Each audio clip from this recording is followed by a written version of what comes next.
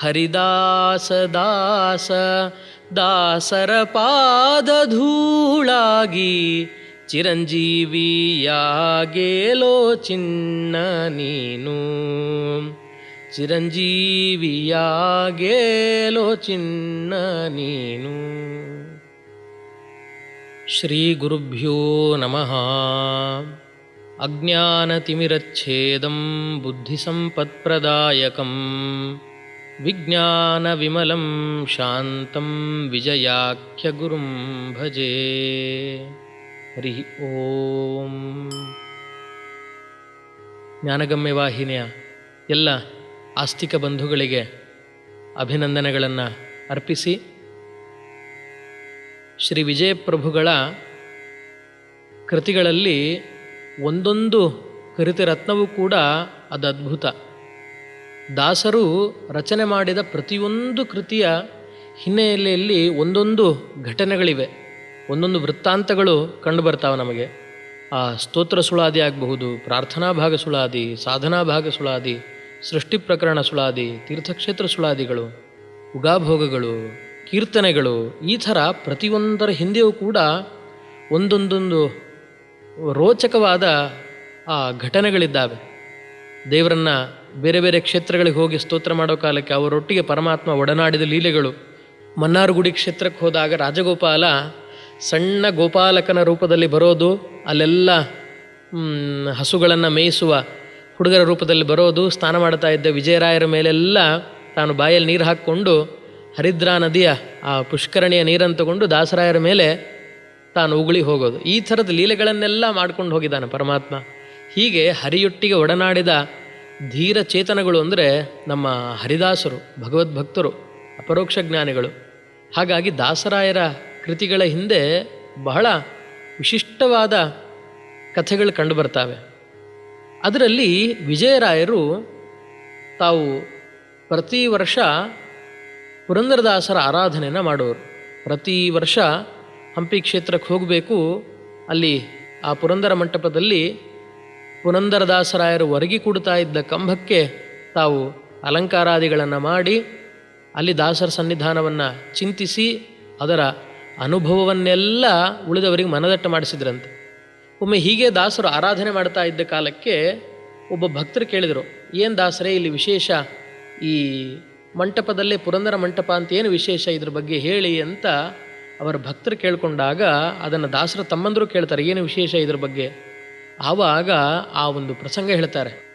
ಹಿಂದೆ ವ್ಯಾಸರಾಯರ ಕಾಲದಲ್ಲಿ ಪುರಂದರದಾಸರು ಬಂದು ವ್ಯಾಸರಾಯರ ಶಿಷ್ಯವೃತ್ತಿಯನ್ನು ಕೈಗೊಂಡು ಎಲ್ಲ ಕಡೆ ತಾವು ಹೋಗಿ ಮಧುಕರ ವೃತ್ತಿಯಿಂದ ಎಲ್ಲ ಪದಾರ್ಥಗಳನ್ನು ತರಬೇಕಂತೆ. ಅದನ್ನು ಅವರೇ ಹೇಳ್ಕೊಳ್ತಾರೆ. ಪದುಮನಾಭನ ಪಾದ ಪದುಮ ಮಧುಪವೆಂಬ ಮಧುಕರ ವೃತ್ತಿ ಎನ್ನದು ಬಲು ಚೆನ್ನದು ಮಧುಕರ ವೃತ್ತಿ ಎನ್ನದು. ಕಾಲಿಗೆ ಗೆಜ್ಜೆ ಕಟ್ಟಿ ನೀಲವರ್ಣನ ಗುಣ ಆಲಾಪಿಸುತ್ತ ಬಲು ಓಲಗ ಮಾಡುವಂಥ ಮಧುಕರ ವೃತ್ತಿ ಎನ್ನದು. ಮಧುಕರ ಅಂದರೆ ದುಂಬಿ, ಜೇನು. ಆ ಜೇನು ಎಲ್ಲ ಕಡೆ ಗುಯ್ ಅಂತ ಗುಂಗುಡುತ್ತಾ ಶಬ್ದವನ್ನು ಮಾಡ್ತಾ ತಿರುಗಾಡ್ತಾ ಇರುತ್ತೆ. ನಾನು ಕೂಡ ಮಧುಕರವೇ. ಯಾಕೆ ಅಂದರೆ ಪರಮಾತ್ಮನ ಕೀರ್ತನೆಗಳನ್ನು ಹಾಡ್ತಾ ಕಾಲಿಗೆ ಗೆಜ್ಜೆಗಳನ್ನು ಕಟ್ಕೊಂಡು ಆ ಗೆಜ್ಜೆಯನಾದಕ್ಕೆ ತಂಬೂರಿಯ ಶ್ರುತಿಗೆ ತಾಳವಾದ್ಯಕ್ಕೆ ಅನುಗುಣವಾಗಿ ಕುಣಿತಾ ನಲಿತಾ ಪರಮಾತ್ಮನ ಕೀರ್ತನೆಗಳನ್ನು ಪಾಡ್ತಾ ಮನೆ ಮನೆಗೆ ಹೋಗಿ ಹರಿಪ್ರೀತಿಗಾಗಿ ಹರಿನಿವೇದನೆಗಾಗಿ ಅಂತ ಆಹಾರ ಪದಾರ್ಥಗಳನ್ನು ಕೇಳ್ತೀನಿ. ಎಲ್ಲ ಹಾಕಿದ ಬೇಳೆಗಳನ್ನು ಕಾಳುಗಳನ್ನು ತಗೊಂಡು ಬಂದು ಪರಿಶುದ್ಧವಾದ ಕ್ರಮದಲ್ಲಿ ಅದನ್ನು ಅಡಿಗೆ ಮಾಡಿ ಪಾಕ ಮಾಡಿ ತಯಾರು ಮಾಡಿ ಪರಮಾತ್ಮನಿಗೆ ನಿವೇದನೆ ಮಾಡ್ತೀನಿ ಅಂತ ಆ ಸಂಕಲ್ಪವನ್ನು ಇಟ್ಟುಕೊಂಡು ಪರಮಾತ್ಮನ ಸೇವೆಯನ್ನು ಮಾಡಿದವರು.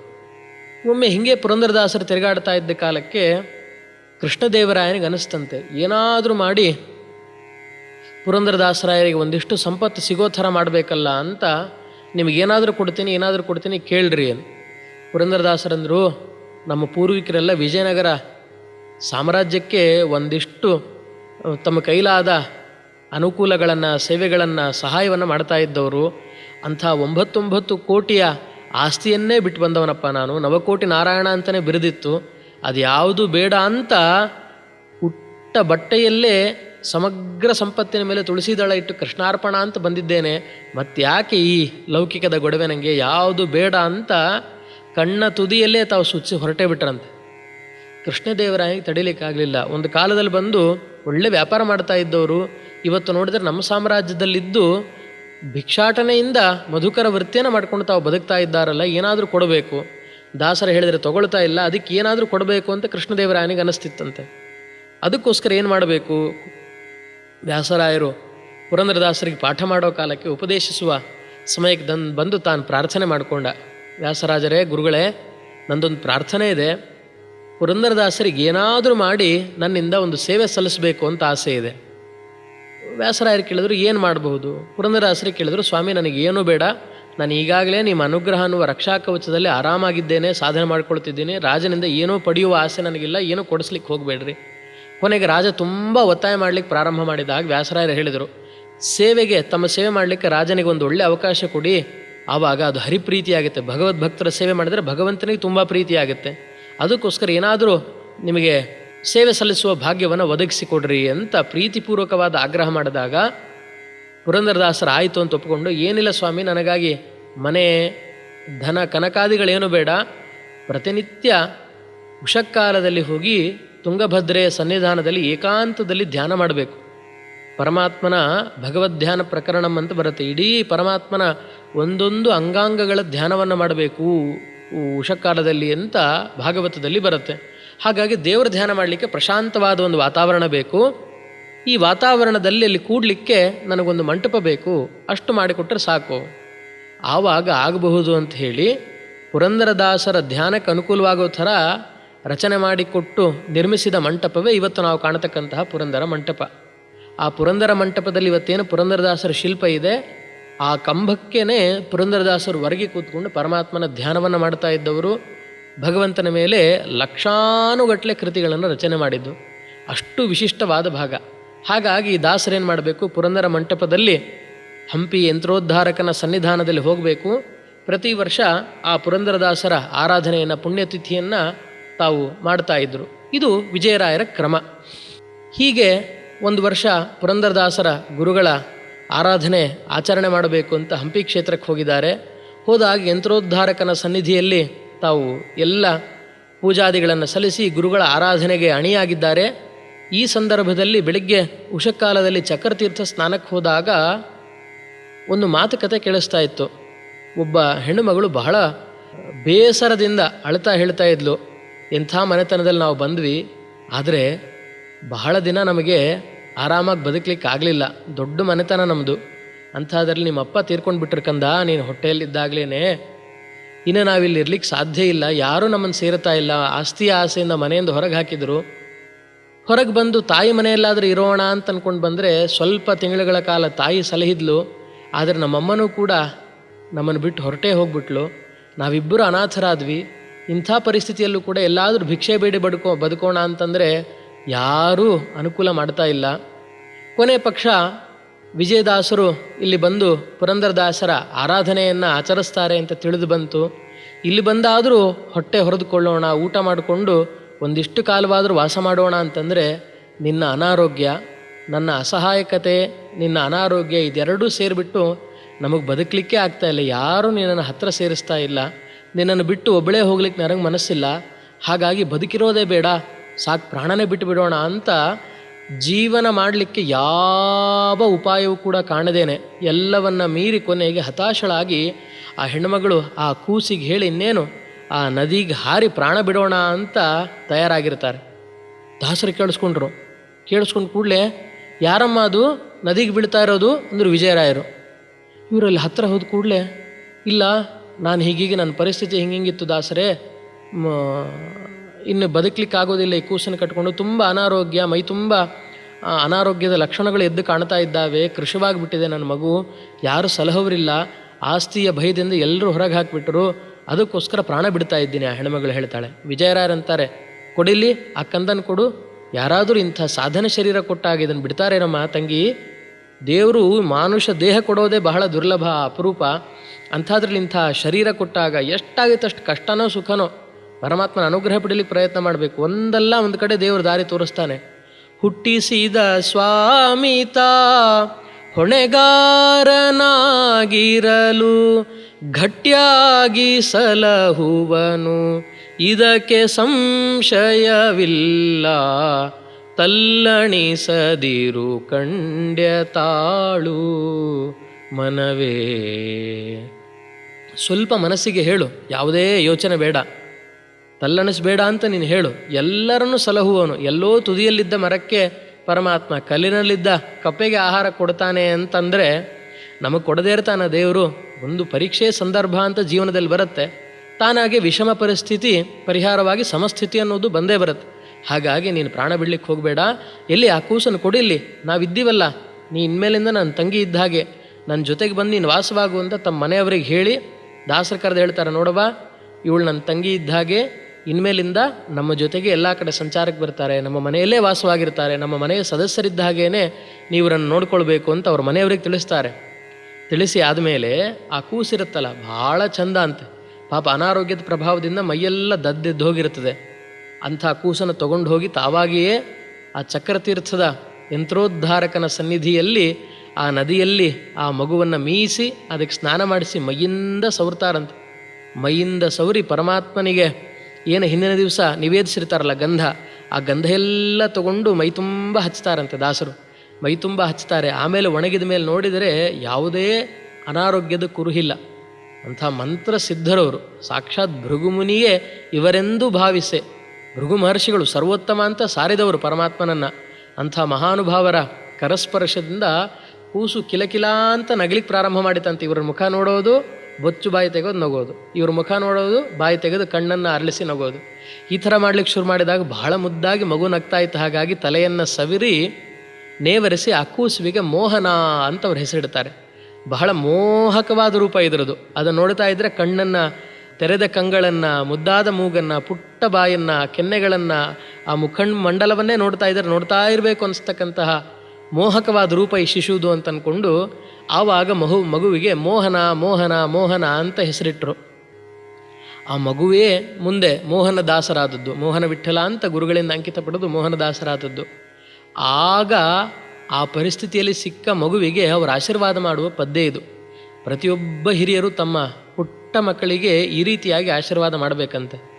ಆ ಸಂದರ್ಭದಲ್ಲಿ ರಚನೆ ಮಾಡಿದ ಕೃತಿ ಇದು. ಮಗುವಿನ ತಲೆಯನ್ನು ನೇವರಿಸ್ತಾ ಹೇಳ್ತಾರೆ ದಾಸರು, ಹರಿದಾಸ ದಾಸ ದಾಸರ ಪಾದ ಧೂಳಾಗಿ ಚಿರಂಜೀವಿಯಾಗೇಲೋ ಚಿನ್ನ ನೀನು. ಜರಿಯ ಬೇಡ ಹರಿಯ ಮರೆಯ ಬೇಡೆಂದೆಂದು ತಿರಿಯ ಬೇಡ ಕಳರ ಮನೆಗೆ ಪೋಗಿ. ಒರೆಯ ಬೇಡನ್ಯರಿಗೆ ರಹಸ್ಯ ತತ್ವಗಳನ್ನು ಬೆರೆಯ ಬೇಡನ್ಯ ಸತಿಯರ ಸ್ವಪ್ನದಲ್ಲೂ ಚಿರಂಜೀವಿಯಾಗೇಲೋ ಚಿನ್ನ ನೀನು. ಕೂಸೆ ನೀನು ಚಿರಂಜೀವಿಯಾಗಿ ಬಾಳು ಅಂತ ಹರಿಸ್ತಾರೆ. ಚಿರಂಜೀವಿ ಆಗೋದು ಅಂತಂದ್ರೆ ಸಾವೇ ಇಲ್ಲದೆ ಇರೋ ಥರ ಬದುಕೋದು ಅಂತ ಅರ್ಥ ಅಲ್ಲ. ಎಷ್ಟು ವರ್ಷ ಬದುಕ್ತಾರೋ ಅಷ್ಟು ವರ್ಷ ಜ್ಞಾನಪೂರ್ವಕವಾಗಿ ಸಾರ್ಥಕವಾಗಿ ಬದುಕ್ತಕ್ಕಂಥದ್ದು ಅಂತ ಅದರ ಒಳ ಅರ್ಥ. ಹೇಗೆ ಬದುಕಬೇಕು ನೀನು? ಹರಿದಾಸ ದಾಸ ದಾಸರ ಪಾದಧೂಳಾಗಿ. ಪರಮಾತ್ಮನ ಪಾದದಾಸರು ಅಂತ ಯಾರಿದ್ದಾರಲ್ಲ ಅಂಥ ಮಹನೀಯರೆಲ್ಲ ವಿನಾ ಮಹತ್ಪಾದ ರಜೋಭಿಷೇಕಂ ಅನ್ನತ್ತೆ ಭಾಗವತ. ಮಹಾತ್ಮನ ಪಾದಧೂಳನ್ನು ತಲೆ ಮೇಲೆ ಹಾಕ್ಕೊಂಡು ತಿರುಗಾಡಬೇಕಂತೆ. ಹಾಗಾಗಿ ಹರಿದಾಸ ದಾಸ ದಾಸರ ಪಾದಧೂಳನ್ನು, ಅವರ ಪಾದ ಸೇವೆಯನ್ನು ಮಾಡಿಕೊಂಡು ಚಿರಂಜೀವಿಯಾಗಿರು. ಹರಿದಾಸರು ಅಂತಂದರೆ ಅದು ದಾಸೋಹಂ ಕೋಸಲೇಂದ್ರಸ್ಯ ಅಂತ ಹೇಳಿದ ಮುಖ್ಯಪ್ರಾಣ. ಅಂಥ ಮುಖ್ಯಪ್ರಾಣನ ಅವತಾರಭೂತರಾದ ಶ್ರೀಮದ್ ಆಚಾರ್ಯರು ಹರಿದಾಸರು. ಅಂಥ ಹರಿದಾಸ ಅವರ ದಾಸರು ಪುರಂದರದಾಸರು, ಅವರ ಪರಂಪರೆಯಲ್ಲಿ ಬಂದು ಅನುಗ್ರಹ ಪಡೆದವರು. ಅವರ ದಾಸರು ವಿಜಯರಾಯರು. ಹರಿದಾಸ ದಾಸ ದಾಸರ ಪಾದ ಧೂಳಾಗಿ. ಈ ಮೋಹನದಾಸರ ಭಾಗ್ಯ ಎಂಥದ್ದು ಅಂತಂದರೆ ಹರಿದಾಸರು ಆಚಾರ್ಯರು, ಹರಿದಾಸ ದಾಸರು ಪುರಂದರದಾಸರು, ಹರಿದಾಸ ದಾಸ ದಾಸರ ಪಾದ ಧೂಳು ಅಂತಂದರೆ ವಿಜಯರಾಯರ ಪಾದಸೇವಕರಾಗಿ ಬಾಳಿದವರು ನಮ್ಮ ಮೋಹನದಾಸಾರ್ಯರು. ಅದಕ್ಕೆ ಅವ್ರಿಗೆ ಹೇಳ್ತಾರೆ, ಜರಿಯಬೇಡ ಹರಿಯ. ಪರಮಾತ್ಮನನ್ನು ಯಾವತ್ತಿಗೂ ತಿರಸ್ಕಾರ ಮಾಡಬೇಡ. ನಮಗೆ ದೇವರು ಫಲವನ್ನು ಕೊಡ್ತಾನೆ ಅಂದಾಗ ಅವನನ್ನು ಫೇವರ್ ಮಾಡ್ಕೊಳ್ಳೋದು, ಅವನನ್ನು ಇಷ್ಟಪಡೋದು, ಬೇಡ ಅಂತಂದಾಗ ಅವನನ್ನು ದೂರ ಮಾಡತಕ್ಕಂಥದ್ದು, ಇಂಥ ಕೆಲಸ ಯಾವತ್ತೂ ಮಾಡಲಿಕ್ಕೆ ಹೋಗಬಾರದು. ಮರೆಯಬೇಡೆಂದೆಂದು ಎಂಥ ಪರಿಸ್ಥಿತಿಯಲ್ಲೂ ಕೂಡ ಪರಮಾತ್ಮನ ಮರೆವು ನಮಗೆ ಅದೇ ದೊಡ್ಡ ಆಪತ್ತು. ವಿಪದ್ ವಿಸ್ಮರಣಂ ವಿಷ್ಣೋ, ಪರಮಾತ್ಮನ ಮರೆವೇ ದೊಡ್ಡ ಆಪತ್ತು. ಹಾಗಾಗಿ ದೇವರ ಮರೆವು ನಮಗೆ ಬೇಡ, ದೇವರನ್ನು ಯಾವತ್ತೂ ಜರೆಯೋದು ಬೇಡ. ಅದೇ ಥರನೇ ದುಷ್ಟರ ಮನೆಗೆಲ್ಲ ಕಳರು ಅಂಥವರ ಮನೆಗೆ ಹೋಗಿ ತಿರುಗಾಟ ನಮಗೆ ಬೇಡವೇ ಬೇಡ ಅಂತ ಹೇಳ್ತಾರೆ. ಅಂಥವರ ಸಂಘವೂ ಕೂಡ ಮಾಡೋದು ಬೇಡ. ಪರಮಾತ್ಮನನ್ನು ಮರಿತಕ್ಕಂಥವ್ರ ಸಂಘ ಮಾಡೋದು ಬೇಡ. ಒರೆಯಬೇಡ ಅನ್ಯರಿಗೆ ರಹಸ್ಯ ತತ್ವಗಳಂದು. ಯಾರು ಹರಿದ್ವೇಷಗಳು, ಭಗವದ್ಭಕ್ತರ ದ್ವೇಷಗಳು ಅಂತಿರ್ತಾರೆ, ಅವರಿಗೆ ರಹಸ್ಯವಾದ ತತ್ವಗಳನ್ನು ತಿಳಿಸೋದು ಬೇಡ. ಯಾಕೆ? ಅವರ ಸ್ವಭಾವತಃನೇ ದುಷ್ಟ ಪ್ರಕೃತಿ ಇತ್ತು ಅಂತಂದರೆ ತಿಳಿಸಿದ ಸಾತ್ವಿಕವಾದ ವಿದ್ಯೆಯನ್ನೆಲ್ಲ ದುಷ್ಟ ಕೆಲಸಕ್ಕೆ ಅವ್ರು ಬಳಸ್ಕೊಳ್ತಾರೆ. ಹಾಗಾಗಿ ಯಾವತ್ತೂ ಕೂಡ ನಾಪೃಷ್ಟ ಕಸ್ಯಚಿತ್ ಬ್ರೂಯಾತ್, ಕೇಳದೆ ಯಾವುದನ್ನು ಹೇಳಬಾರ್ದಂತ ಭಾಗವತ ಹೇಳುತ್ತೆ. ನೈತತ್ ಖಲಾಯ ಉಪದಿಶೇತ್ ನಾವಿನೀತಾಯ ಸೂಯವೇ. ಖಲನಿಗೆ, ದುಷ್ಟನಿಗೆ, ಅಸೂಯಿ ಇದ್ದಿರ್ತಕ್ಕಂಥವನಿಗೆ, ಅವಿನೀತನಾದ ವ್ಯಕ್ತಿಗೆ, ವಿನಯ ಇಲ್ಲದೇ ಇರತಕ್ಕಂಥವನಿಗೆ ಇಂಥ ಪರಮಾತ್ಮನ ತತ್ವವನ್ನು ಉಪದೇಶ ಮಾಡಬಾರ್ದು ಅಂತ ಭಾಗವತದಲ್ಲೆಲ್ಲ ನಿರೂಪಣೆ ಮಾಡ್ತಾ ಹೋಗ್ತಾರೆ. ಹಾಗಾಗಿ ಅನ್ಯರಿಗೆ ರಹಸ್ಯ ತತ್ವಗಳನ್ನು ಒರೆಯಬೇಡ, ದುಷ್ಟರಿಗೆ ಅದನ್ನು ಹೇಳಲಿಕ್ಕೆ ಹೋಗಬೇಡ. ಬೆರೆಯಬೇಡ ಅನ್ಯ ಸತಿಯರ ಸ್ವಪ್ನದಲ್ಲೂ.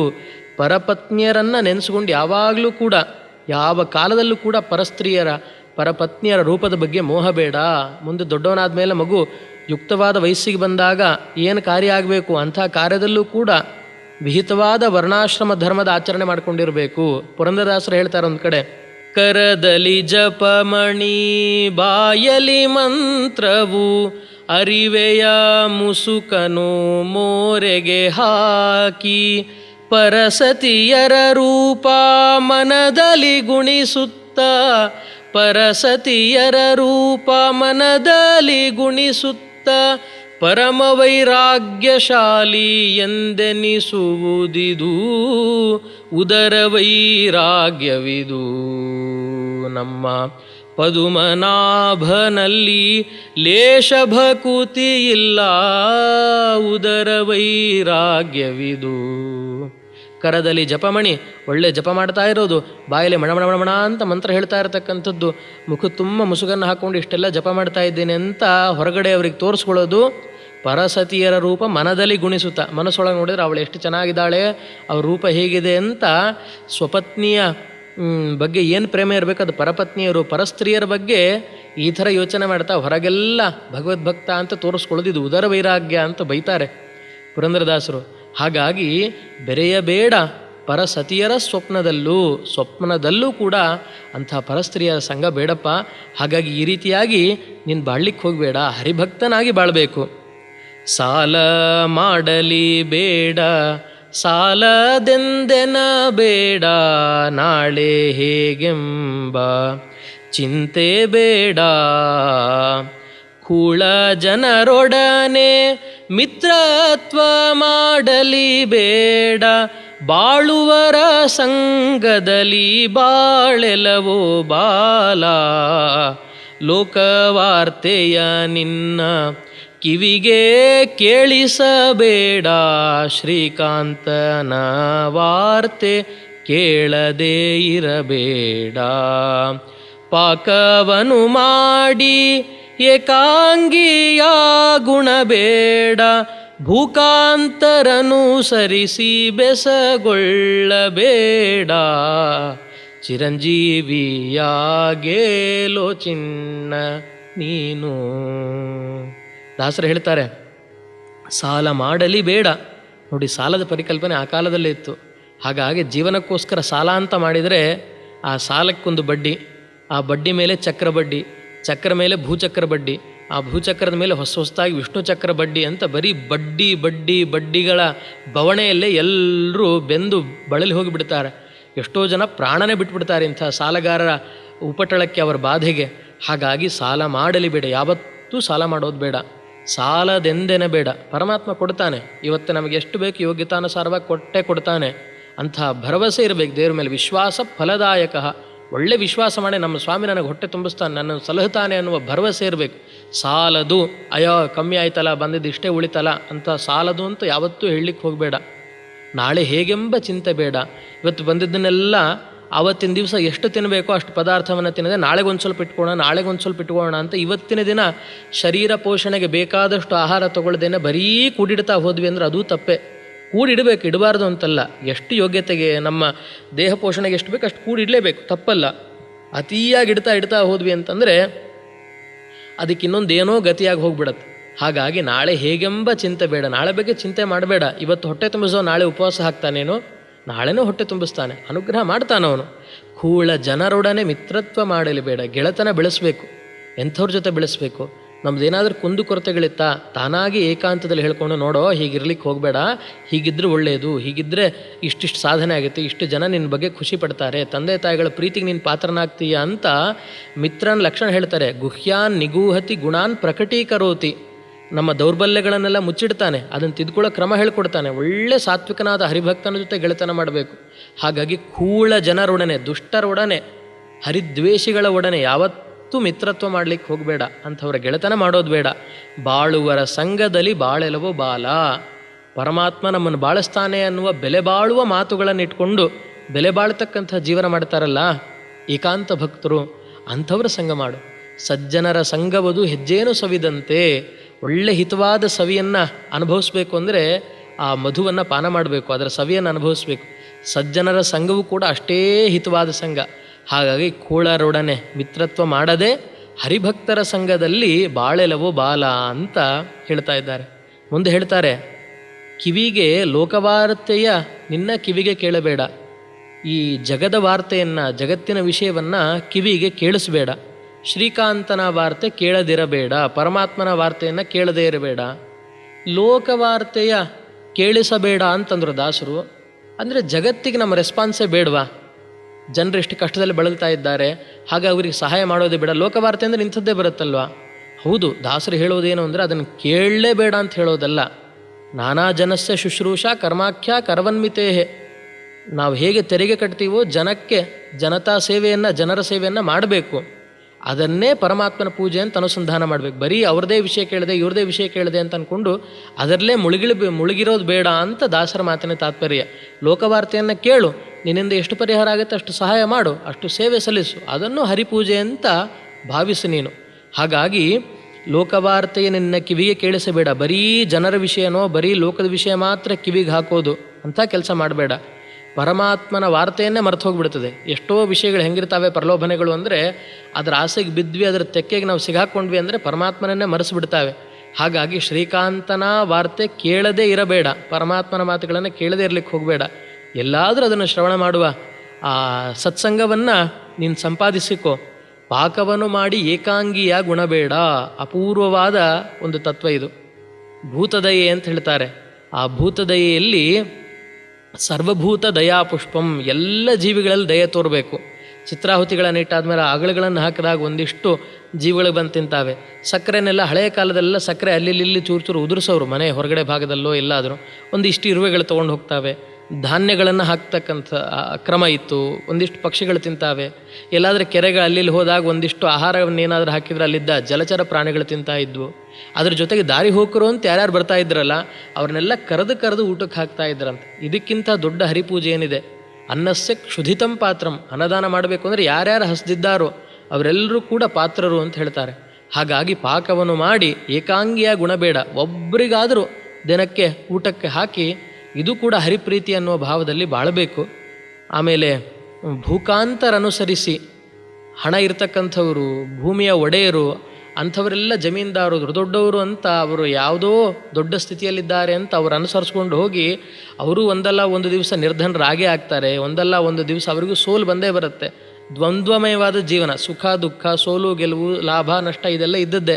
ಹಾಗಾಗಿ ಯಾವಾಗಲೂ ಅವ್ರ ಜೊತೆಗಿರ್ತೀನಿ, ಅವ್ರದ್ದು ಪರಿಸ್ಥಿತಿ ಹೇಗಿರುತ್ತೋ ಯಾವಾಗಲೂ ನಂದೇ ಹಾಗೆ ಇರುತ್ತೆ ಅಂತ ಅಂದ್ಕೊಳ್ಳಿಕ್ಕೆ ಹೋಗಬೇಡ. ರಾಜಾಧಿರಾಜನಾದ ಗೋವಿಂದನ ಪಾದ ಮಾತ್ರ ದೃಢವಾಗಿ ನಂಬಿಕೊಳ್ಬೇಕು.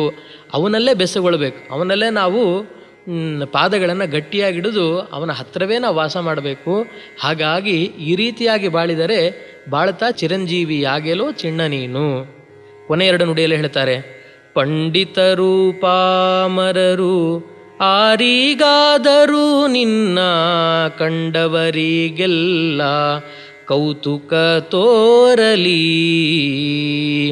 ಹೆಂಡೀರು ಮಕ್ಕಳು ಅಳಿಯ ಸೊಸೆ ಮೊಮ್ಮಕ್ಕಳು ಉಂಡುಟ್ಟು ದ್ವಿಜರು ಸಹ ಗಂಡು ಗಲಿಯಾಗಿರಲೋ ಮಂದಮತಿಗಳ ಕೂಡಿ ಮಾತಾಡದಿರು ಹರಿ ನಿಂದಕರ ಕಣ್ಣೆತ್ತಿ ನೋಡಬೇಡ.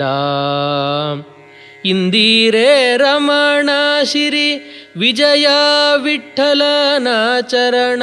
ಇಂದಿರೇ ರಮಣ ಶ್ರೀ ವಿಜಯ ವಿಠಲನ ಚರಣ. ದ್ವಂದ್ವದಲ್ಲಿ ಮಸ್ತಕವ ನೀಡದಿರಬೇಡ.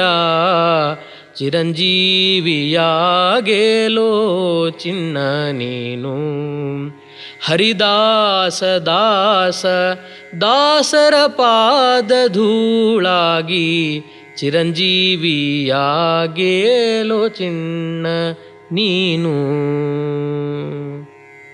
ದೊಡ್ಡ ಪಂಡಿತರೇ ಆಗಲಿ ಅಥವಾ ಸಾಮಾನ್ಯದಾದ ಲೌಕಿಕನೇ ಆಗಲಿ, ಯಾರಿಗಾದರೂ ಕೂಡ ನಿನ್ನ ಕಂಡು ಕೂಡಲೇ ನಿನ್ನ ಮಾತಾಡಿಸೋ ಥರ ನಿನ್ನ ವ್ಯಕ್ತಿತ್ವ ಇರಬೇಕು. ಅದಕ್ಕೆ ಯಾರು ಕಂಡರೂ ಕೂಡ ಮೊದಲು ಮುಗುಳು ನಗಬೇಕಂತೆ. ಅವನು ಪರಿಚಿತನೇ ಇರಲಿ ಅಪರಿಚಿತನೇ ಇರಲಿ. ರಾಮದೇವರು ಗುಣ ಅಂತ ಸ್ಮಿತಪೂರ್ವ ಭಾಷೆ ಅಂತ ರಾಮನನ್ನು ಕರೀತಾರೆ. ಯಾರು ಪರಿಚಯ ಇಲ್ಲದೇ ಇರೋನು ಕೂಡ ರಾಮದೇವರು ನೋಡಿ ಶ್ರೀರಾಮಚಂದ್ರ ತಾನೇ ಮುಗುಳ್ನಕ್ಕೋ ಅವರೊಟ್ಟಿಗೆ ಮಾತಾಡ್ತಾ ಇದ್ದ ಅಂತ ಅದನ್ನು ಕಂಡ ವಾಲ್ಮೀಕಿಗಳು ಈ ಮಾತನ್ನು ಬರೀತಾರೆ ರಾಮಾಯಣದಲ್ಲಿ. ಹಾಗಾಗಿ ಪ್ರತಿಯೊಬ್ಬರೂ ಕೂಡ ನಿನ್ನ ಹತ್ತಿರ ಬರಬೇಕು ಅನ್ನುವ ಕೌತುಕವನ್ನು ನೀನು ಇಟ್ಕೋ. ಯಾರಾದರೂ ಜಾಸ್ತಿ ತಿಳಿದವರಿದ್ದಾರೆ ಅವ್ರ ಹತ್ತಿರ ಹೋಗಿ ಕೇಳು ಅಂತ ಹೇಳ್ತಾರವರು. ಯಾಕೆ ಜಾನಂತೋಪಿ ವಿಶೇಷಾರ್ಥ ಜ್ಞಾನಾಯ ಸ್ಥಾಪನಾಯವ ಪೃಚ್ಛಂತಿ ಸಾಧವ. ಜ್ಞಾನಿಗಳು ಅಂತಂದರೆ ಪರಮಾತ್ಮನ ಅನುಗ್ರಹವನ್ನು ತಿಳ್ಕೊಂಡಿರ್ತಾರೆ, ಆದರೂ ಕೂಡ ಇನ್ನೊಬ್ಬರ ಹತ್ರ ಹೋಗಿ ಕೇಳ್ತಾರೆ ಅಂತಂದರೆ ಇನ್ನೊಬ್ಬರು ಏನಾದರೂ ಹೊಸ ವಿಷಯ ತಿಳಿಸ್ಬೋದು, ಅಥವಾ ಇವ್ರ ಜೊತೆಗೆ ಓದಿದವರಿಗೆ ಇವರಿಬ್ಬರ ಮಾತುಕತೆಯಿಂದ ಏನಾದರೂ ಸಾಧನೆಗೆ ಸ್ಫೂರ್ತಿ ಆಗ್ತಕ್ಕಂತಹ ವಿಷಯಗಳು ದೊರೀಬಹುದು.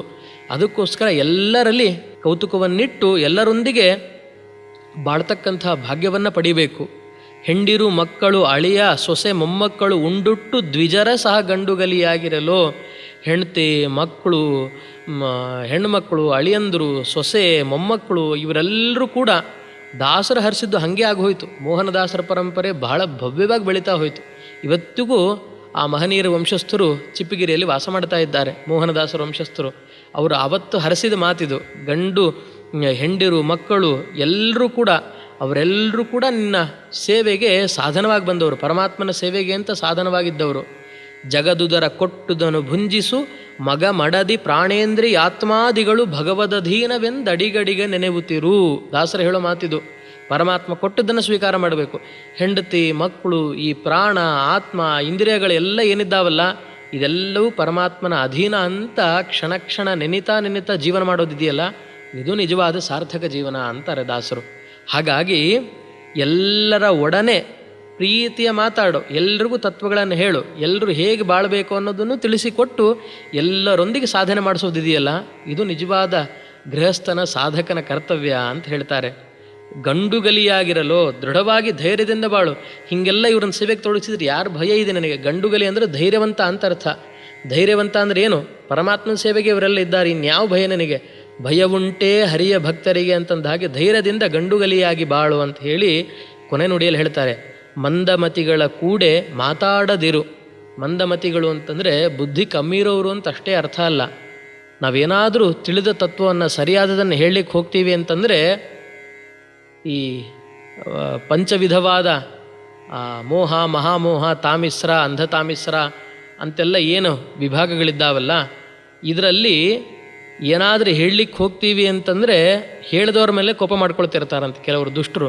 ಹಾಗಾಗಿ ಅಂಥವರ ಒಟ್ಟಿಗೆ ಪರಮಾತ್ಮನ ಬಗ್ಗೆ ಹೇಳಿದ್ರೆ ಸಿಟ್ಟಾಗ್ತಾರಲ್ಲ, ಅಂಥ ಮಂದಮತಿಗಳ ಜೊತೆಗೆ ಯಾವಾಗಲೂ ಸೇರ್ಲಿಕ್ಕೆ ಹೋಗುವುದೇ ಬೇಡ, ಅವ್ರ ಜೊತೆಗೆ ಮಾತಾಡ್ಲಿಕ್ಕೆ ಹೋಗಬೇಡ. ಹರಿನಿಂದಕರ ಕಣ್ಣೆತ್ತಿ ನೋಡಬೇಡ. ಪರಮಾತ್ಮನನ್ನು ಯಾರು ಬೈತಿರ್ತಾರೆ, ಮಾತಿಗೆ ಯಾರ್ಯಾರು ಜರಿತಿರ್ತಾರೆ ದೇವರನ್ನು, ಅವನು ಇಷ್ಟೇ ಮಾಡ್ದ, ನಮಗೇನೂ ಕೊಡಲಿಲ್ಲ, ನಾವು ಇಷ್ಟು ಸೇವೆ ಮಾಡಿಸಿದ್ವಿ ಆದರೂ ಪ್ರತಿಫಲ ಕೊಡಲಿಲ್ಲ ಅಂತ ತಾವು ಮಾಡಿದ ಸೇವೆಯನ್ನು ವ್ಯಾಪಾರದ ಥರ ದೇವರೊಟ್ಟಿಗೆ ಹೆಂಗೆ ವ್ಯವಹಾರ ಮಾಡ್ತಾರಲ್ಲ, ಅಂಥವ್ರನ್ನ ಯಾವತ್ತಿಗೂ ಕೂಡ ಕಣ್ಣೆತ್ತಿಯೂ ನೋಡಬೇಡ ಅಂತ ಹೇಳ್ತಾರೆ ದಾಸರು. ಯಾಕೆ? ಅಂಥ ಪರಮಾತ್ಮನ ಬೈದಿದ್ದಕ್ಕೆ ಶಿಶುಪಾಲ ಪ್ರಾಣವನ್ನೇ ಕಳ್ಕೊಂಡ. ಅದಕ್ಕೋಸ್ಕರ ಹರಿನಿಂದಕರ ಕಣ್ಣೆತ್ತಿ ನೋಡಬೇಡ. ಮತ್ತು ಏನು ಮಾಡಬೇಕು? ಇಂದಿರಾರಮಣ ಶ್ರೀ ವಿಜಯ ವಿಠಲನ ಚರಣದ್ವಂದ್ವದಲ್ಲಿ ಲಕ್ಷ್ಮೀ ರಮಣನಾದ ನಮ್ಮ ಪರಮಾತ್ಮ ಏನಿದ್ದಾನಲ್ಲ, ಅಂಥ ಇಂದಿರೆಯರಸ ಶ್ರೀ ವಿಜಯ ವಿಠಲ. ಇಂದಿರೆ ಅಂದರೆ ಜ್ಞಾನಪ್ರದವಾಗಿರತಕ್ಕಂಥ ಲಕ್ಷ್ಮಿಯ ರೂಪ ಅದು. ಇಂದಿರಾ ಲೋಕಮಾತಾಮ ರಮಾ ಮಂಗಲ ದೇವತ. ಹಾಗಾಗಿ ಅಂಥ ಜ್ಞಾನಸ್ವರೂಪಿಣಿಯಾದ ವೇದಾಭಿಮಾನಿ ವೇದ ಮಾತೆಯಾಗಿರ್ತಕ್ಕಂತಹ ಲಕ್ಷ್ಮೀದೇವಿಯ ರಮಣನಾದ ವಿಜಯ ವಿಠ್ಠಲ ಏನಿದ್ದಾನಲ್ಲ, ಅಂಥ ಪರಮಾತ್ಮನ ಪಾದದ್ವಂದ್ವಗಳನ್ನು ಸ್ಮರಣೆ ಮಾಡ್ತಾ ಪರಮಾತ್ಮನ ಚರಣಗಳನ್ನು ಚಿಂತನೆ ಮಾಡ್ತಾ ಬಾಳೋದಿದೆಯಲ್ಲ, ಇದು ನಿಜವಾಗಿಯೂ ಚಿರಂಜೀವಿಯಾಗಿ ಬಾಳುವಂತಹ ಕ್ರಮ ಇಂಥ ಕ್ರಮ. ಹಾಗಾಗಿ ಪರಮಾತ್ಮನ ಪಾದದಲ್ಲೇ ಏನು ಕಾರ್ಯ ಮಾಡಿದ್ರೂ ಕೂಡ, ಎಷ್ಟು ಎಣ್ಣೆ ತೆಗೆದರೂ ಕೂಡ ಎತ್ತು ಗಾಣದ ಸುತ್ತನೇ ಸುತ್ತಾ ಇರುತ್ತೆ. ನಾವೆಷ್ಟೇ ಲೌಕಿಕ ಜಂಜಾಟದಲ್ಲಿ ತೊಡಗಿದ್ರೂ ಕೂಡ ನಮ್ಮ ದೃಷ್ಟಿ ಆ ಮಧ್ಯದಲ್ಲಿರ್ತಕ್ಕಂತಹ ಗಾಣದ ಮೇಲೆ, ಆ ಕಟ್ಟಿಗೆಯ ಹಿಡಿ ಏನಿರ್ತದೆ ಅದರ ಮೇಲೆ ಹೇಗಿರುತ್ತಲ್ಲ, ನಮ್ಮ ಲಕ್ಷ್ಯವೂ ನಮ್ಮ ಗುರಿಯೂ ಕೂಡ ಪರಮಾತ್ಮನಲ್ಲೇ ಇರಬೇಕು. ಎಷ್ಟೇ ಲೌಕಿಕ ಕಾರ್ಯಗಳಲ್ಲಿ ಇರಬೇಕಾಗತ್ತೆ, ಅದೆಲ್ಲ ಅದಿದ್ದರೂ ಕೂಡ ಇದನ್ನು ನೋಡ್ತಾ ಇರತಕ್ಕಂತಹ ಒಂದು ಪರತತ್ವ ಯಾವಾಗಲೂ ಜಾಗೃತವಾಗಿರುತ್ತೆ ಅನ್ನುವ ಎಚ್ಚರಿಕೆ ಇದೆಯಲ್ಲ, ಈ ಎಚ್ಚರಿಕೆಯಲ್ಲಿ ಜೀವನ ಮಾಡಿದರೆ ನಾವು ಕೂಡ ಚಿರಂಜೀವಿಗಳಂತಲೇ ಅರ್ಥ. ಹಾಗಾಗಿ ದಾಸರು ಆ ಕೂಸಿನ ತಲೆಯನ್ನು ಸವರ್ತಾ ಅದನ್ನು ಪ್ರೀತಿಯಿಂದ ಆಘ್ರಾಣಿಸಿ ಆ ಕ್ಷಣದಲ್ಲಿ ಮೋಹನದಾಸರಿಗೆ ಅನುಗ್ರಹ ಮಾಡಿ ರಚನೆ ಮಾಡಿರ್ತಕ್ಕಂಥ ಪದ್ಯ ಚಿರಂಜೀವಿಯಾಗೆಲೋ ಚಿಣ್ಣ ನೀನು ಅಂತ. ಇಂಥ ಅಪೂರ್ವವಾದ ಕೃತಿಯನ್ನು ರಚನೆ ಮಾಡಿ ಅವರು ಹರಿಸಿದ್ರ ಪ್ರಭಾವ, ಅದರ ಪುಣ್ಯಫಲವನ್ನು ನಾವು ಇವತ್ತಿಗೂ ಉಣ್ತಾ ಇದ್ದೀವಿ. ಅವರ ಹೆಸರನ್ನು ಹೇಳಿಕೊಂಡು 2 ತುತ್ತು ತೀರ್ಥಪ್ರಸಾದವನ್ನು ಸ್ವೀಕಾರ ಮಾಡ್ತೀವಿ ಅಂದರೆ ಆವತ್ತು ಆ ಮಹನೀಯರು ಹಸಿರ್ತಕ್ಕಂತಹ ಕರುಣೆಯ ಪ್ರಭಾವ. ಹಾಗಾಗಿ ಅಂಥ ಮೋಹನದಾಸರಿಗೆ ಅನುಗ್ರಹವನ್ನು ಮಾಡಿರ್ತಕ್ಕಂತಹ ರೋಚಕವಾದ ಬಹಳ ಭಕ್ತಿಭರಿತವಾಗಿರ್ತಕ್ಕಂತಹ ವೃತ್ತಾಂತವುಳ್ಳ ಕೃತಿ ಚಿರಂಜೀವಿಯಾಗೆಲೋ ಚಿಣ್ಣ ನೀನು ಅನ್ನುವ ಕೃತಿ ಎಂಬುದಾಗಿ ಹೇಳ್ತಾ, ಇಂಥ ಮಹನೀಯರಾದ ಈ ವಿಜಯಪ್ರಭುಗಳ ಕೃತಿಯ ಚಿಂತನೆಗೆ ಸೇವೆಯನ್ನು ಸಲ್ಲಿಸಿರ್ತಕ್ಕಂಥವರು ನಮ್ಮ ಅಂಬುಜಾ ಲಕ್ಷ್ಮೀಶ್ ದಂಪತಿಗಳು. ಇದರ ಪ್ರೇರಣೆ ರತ್ನಾಬಾಯಿ ಅಂಥೇಳಿ ಅವರ ಶ್ರೇಯಸ್ಸನ್ನು ಕೋರಿ ಈ ಸಾತ್ವಿಕ ದಂಪತಿಗಳು ಈ ಸೇವೆಯನ್ನು ಮಾಡಿಸಿದ್ದಾರೆ. ಹಾಗಾಗಿ ಅವರಿಗೂ ಕೂಡ ವಿಜಯಪ್ರಭುಗಳ ಪ್ರೇರಕನಾದ ತದ್ಗತ ಮಧ್ವಾಂತರ್ಗತ ವಿಜಯ ವಿಠ್ಠಲನ ಅನುಗ್ರಹ ಇರಲಿ ಅಂತ ಪ್ರಾರ್ಥನೆ ಮಾಡಿ ಈ ಚಿಂತನೆಯನ್ನು ಪರಿಸಮಾಪ್ತಿ ಮಾಡ್ತಾ ಇದ್ದೇನೆ. ಶ್ರೀಕೃಷ್ಣಾರ್ಪಣಮಸ್ತು. ಮಧ್ವೇಶಾರ್ಪಣಮಸ್ತು.